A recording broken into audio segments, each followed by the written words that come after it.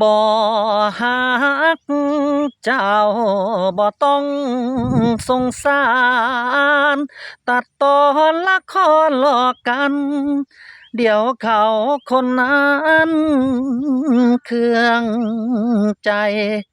บ่เป็นหยังดอกหลอกให้จบเมื่อพบทางไปอายเจ็บแต่ก็ทนไหวขอใจ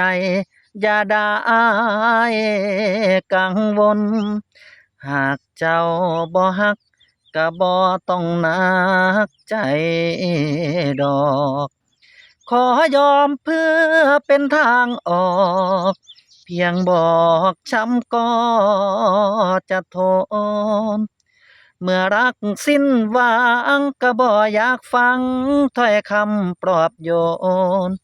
บอกย้ำล้านคำรู้ตนแต่ผลคืออายโดนทิ้ง